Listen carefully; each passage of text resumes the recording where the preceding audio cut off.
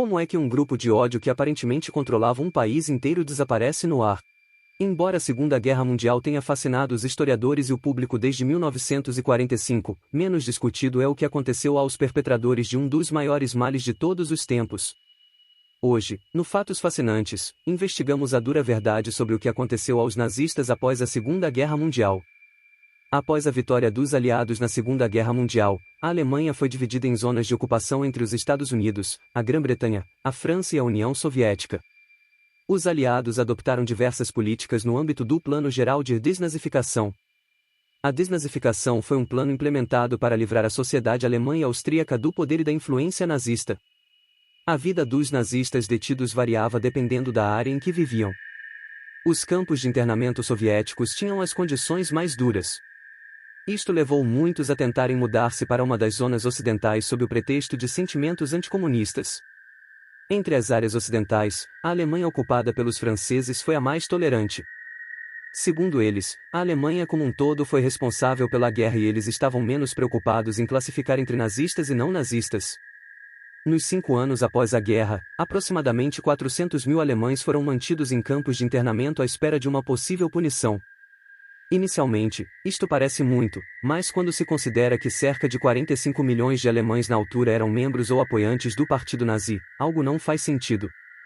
O problema com a desnazificação era de grande escala. Havia simplesmente demasiados alemães envolvidos para processar quem fez o quê. Imagine um país inteiro no DMV, é desse tipo de lentidão burocrática que estamos falando. Outra questão foi a reconstrução da economia alemã. De acordo com as regras de desnazificação, os infratores de cargos mais elevados deveriam ser removidos e forçados ao trabalho manual.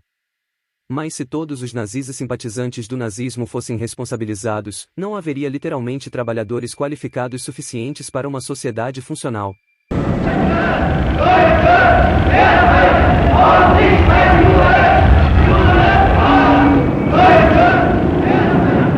Nas zonas britânicas, por exemplo, constatou-se que 90% dos advogados eram nazistas.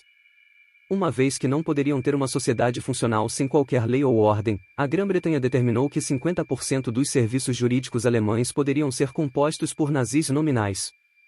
Nazistas, mas não realmente nazistas. A zona francesa encontrou um problema semelhante com os professores. Depois de demitirem 3/4 dos professores devido à influência nazista, tiveram que recontratá-los para terem um sistema educacional. Reconstruir um país, e ao mesmo tempo, tentar categorizar e penalizar um grande número de cidadãos culpados estava longe de ser um processo simples. Quando a desnazificação começou, Eisenhower, então general militar, estimou que o processo levaria 50 anos. Mas em 1946, as potências aliadas entregaram as rédeas da desnazificação à Alemanha. Sim, a Alemanha estava agora encarregada de aplicar a sua própria punição.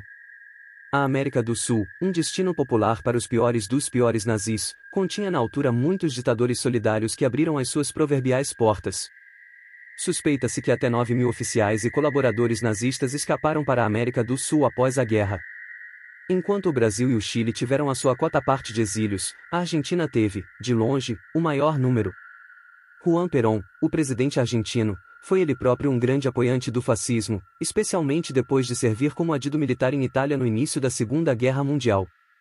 Ele também procurou aumentar o poder do seu próprio país, recrutando pessoas com conhecimentos militares e técnicos específicos.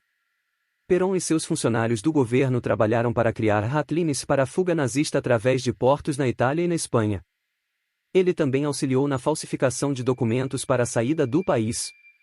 A maioria dos nazistas atravessou o Oceano Pacífico com passaportes falsificados da Cruz Vermelha, carimbados com vistos de turista argentinos. Assim que chegaram à Argentina, muitos mudaram seus nomes por um tempo para se esconder. Mas alguns voltaram a usar seus nomes verdadeiros, pois ficou claro que a Argentina não os entregaria à Alemanha, mesmo se suas identidades fossem descobertas. Não foi apenas a Argentina que aproveitou os nazistas para seu próprio benefício.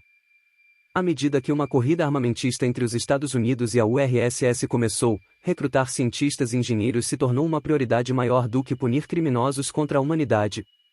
Em 1945, os Estados Unidos lançaram secretamente a Operação Paperclip para trazer cientistas e engenheiros alemães de volta ao continente, muitos deles nazistas, essencialmente como armas humanas.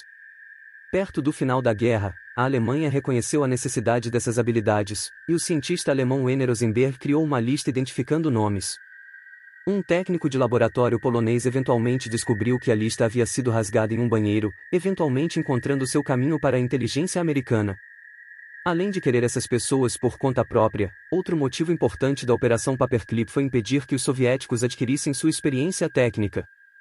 Embora tenha sido chamada de operação de evacuação, os alvos identificados foram essencialmente sequestrados e forçados a ir para os Estados Unidos, onde ficaram detidos por meses para interrogatório.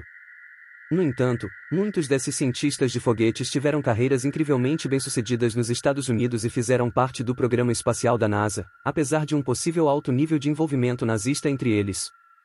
Para os infratores mais graves que não conseguiram se esconder, os julgamentos de Nuremberg processaram os nazistas em 1946 por crimes de guerra, crimes contra a humanidade e agressão.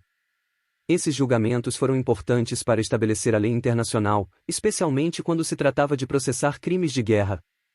Eles também foram um passo crucial para responsabilizar alguns dos mais proeminentes criminosos do Holocausto. O primeiro e mais conhecido julgamento envolveu 24 homens, com resultados que variaram de absolvição a 10 anos de prisão e até a execução. 12 foram condenados à morte. Embora os julgamentos tenham representado justiça para alguns, os 12 homens condenados à morte são pálidos em comparação com os milhões mortos no Holocausto e o grande número de infratores nunca responsabilizados por seus atos. Alguns criticaram a legitimidade dos julgamentos de Nuremberg, chamando-os de exemplo de justiça do vencedor e judicialmente inválidos.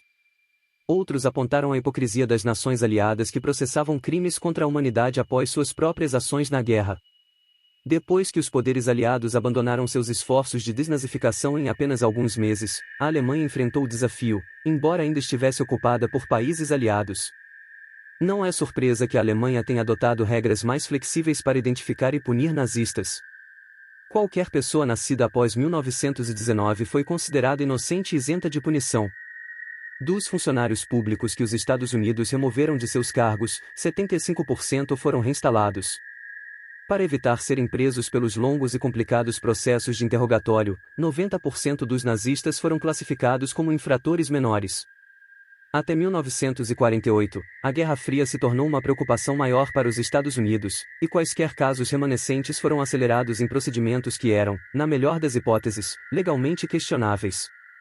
Até 1951, a desnazificação terminou e o foco mudou para compensar as vítimas e suas famílias. Com anistias e perdões instituídos pelo governo alemão, quase 800 mil pessoas foram isentas de qualquer punição. Então, a Alemanha foi finalmente desnazificada? No Ministério da Justiça alemão da época, 77% dos funcionários de alto escalão eram ex-nazistas. Após a guerra, alguns dos nazistas mais notórios conseguiram escapar e mais tarde deixaram a Alemanha. Enquanto alguns viveram suas vidas inteiras escapando do genocídio, outros foram capturados por caçadores de nazistas que emergiram para buscar justiça contra criminosos de guerra que viviam anonimamente.